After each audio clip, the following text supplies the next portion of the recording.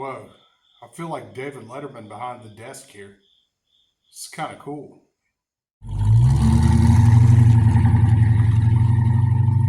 Hey, what's up, YouTube? This is Hoob with Hoob's Garage. We got our tour review Tuesday going on, which may actually post on Monday because of scheduling issues.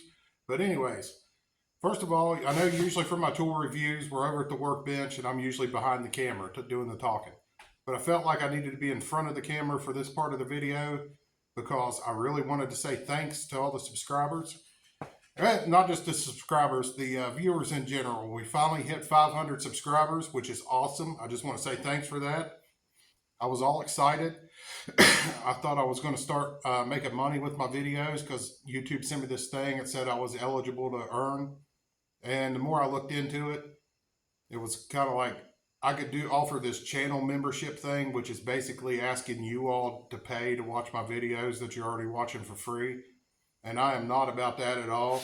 I do not want your all's hard-earned money. You know, if I get enough subscribers where YouTube pays me their money, that's cool. I'll take that all day long.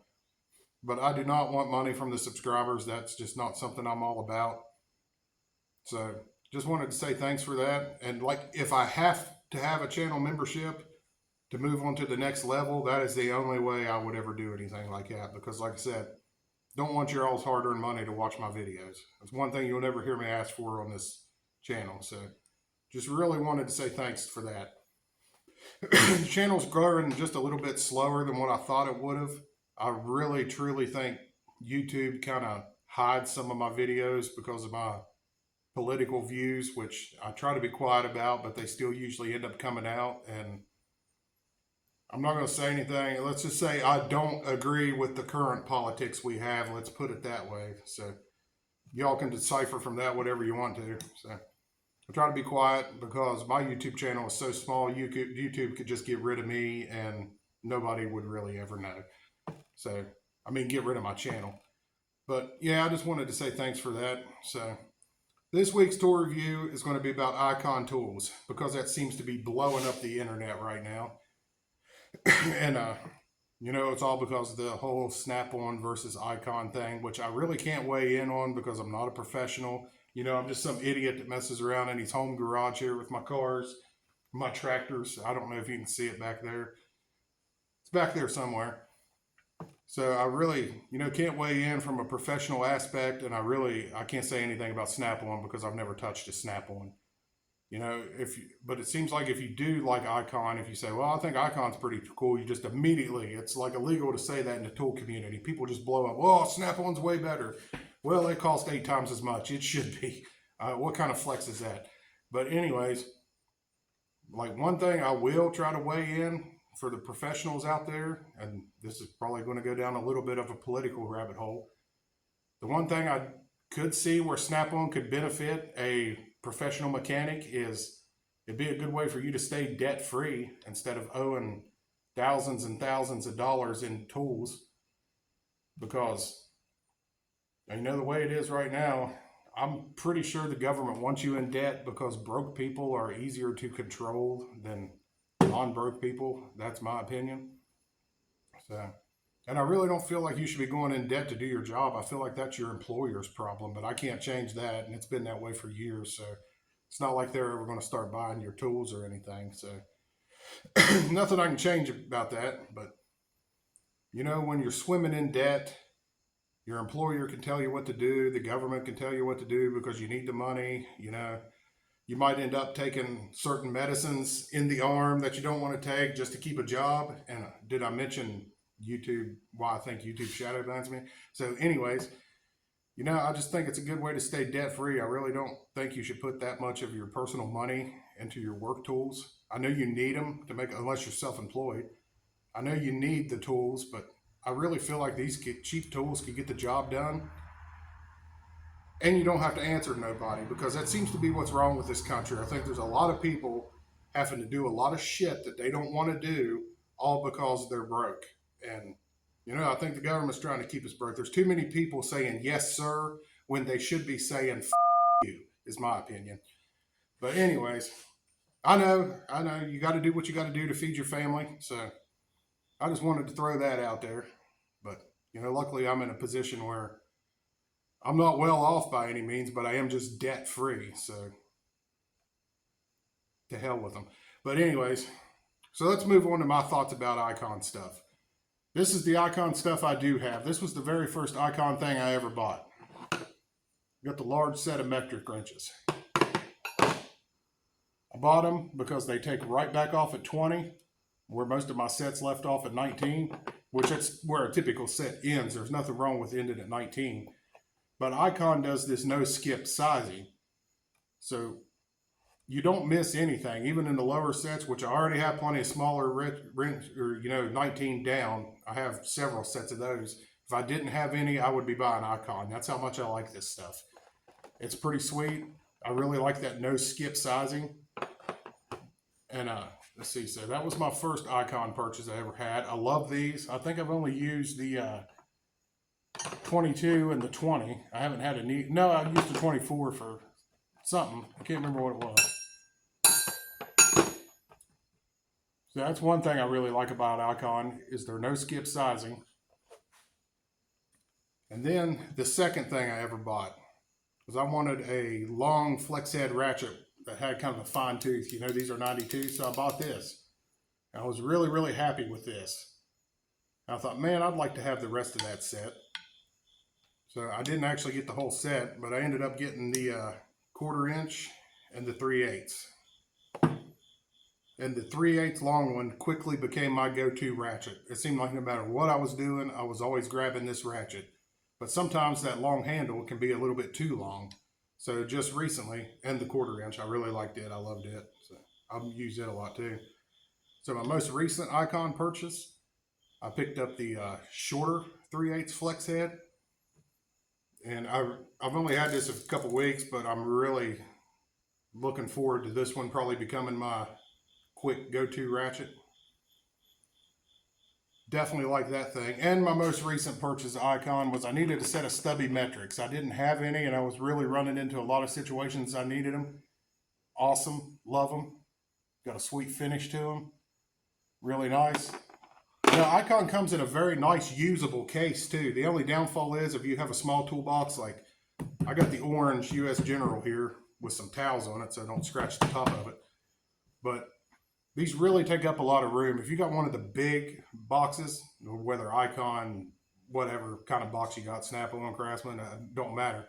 If you had a big box, you'd be okay.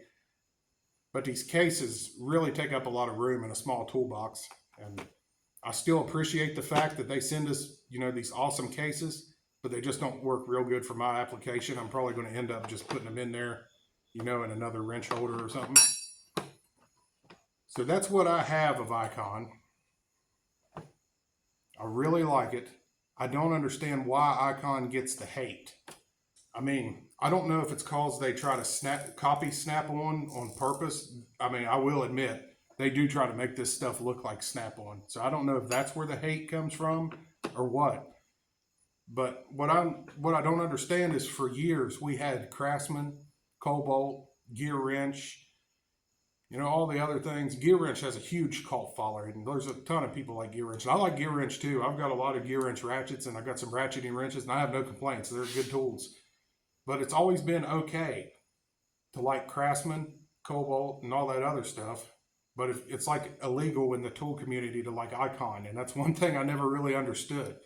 Because I would think Gear Wrench, I would call Gear Wrench one of the best budget tools there is.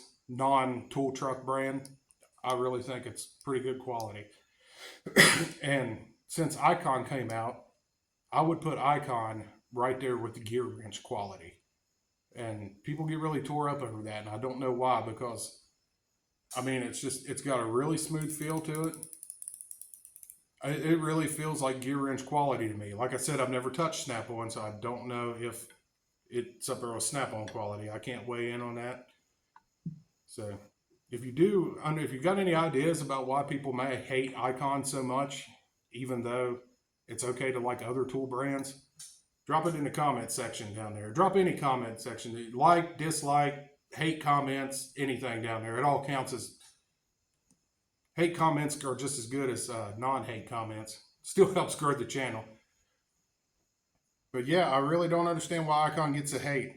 You know, I've been using these in my garage, some of this stuff for a couple years now, and I've had no problem with it whatsoever. It's all functioning the same as it was the day I bought it. And personally, if I didn't have a fortune in other wrench sets and other ratchets and everything, and I was just starting out, Icon is what I would buy. I think for the price point and the options, I mean, they make everything. You could have an entire set of Icon, literally everything you need. They have everything hanging in Harbor Freight. So, you know, that's just my thought on Icon and Harbor Freight in general.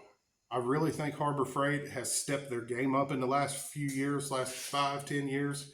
I really think their stuff is quality. I don't know why it gets the hate that it does. And, you know, I've got some other stuff too. I got some McGraw air tools, and I have no complaints with them. What else do I have? This toolbox. Everybody likes the U.S. General, you know, 5-drawer carts. I love that thing. What I would really love to have would be a complete set of Icon wrenches, standard and metric.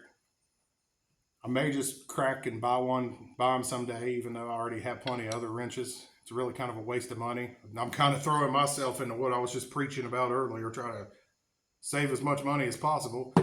But yeah, that's my thoughts on Icon and Harbor Freight in general. I really don't think it deserves the hate that it gets. I think they've really stepped their game up. I really think Harbor Freight has become the new Sears. You know, Sears was always the place you could run and get USA Craftsman, and it was pretty good quality too. If you couldn't afford tool truck stuff, you could get a nice quality tool from Sears. And, you know, everybody was always okay with that for years. Well, Sears is gone, and for the most part, USA Tools, unless you want to pay Snap-on prices, they're probably gone too. I know a few years ago, you know, Craftsman tried to bring manufacturing back to the States with their Texas plant that they had. They gave it a good effort. You know, I really appreciate the fact that they, you know, tried to do that, but they just couldn't make it. I just don't see how they could keep making USA Tools and charge, you know, the prices that they did back in the day. You know, there's just no way they're going to be able to pay USA labor rates and keep their tools at there. So I'd say the days of most USA Tools are gone unless you want to pay, you know, Snap-on prices. So that's really all I got to cover in this episode. I think there was something else, and it just completely just left my mind. Maybe it's the Chevelle sitting back here. I'm not used to it being in here. It's really freaking me out, man. But no, just kidding. We had a change of plans, so the Chevelle had to be in here for a while. But that's all I got to cover on this episode. Throw your thoughts about Icon down in the comments section and Harbor Freight in general. Like I said, I think it's become the new Sears. But hey, this is Hoob with Hoob's Garage. I really appreciate you watching. Thanks to all the subscribers. We're going to hit 1,000 soon, hopefully. Really looking forward to that. But we'll be sure to catch you all in the next one.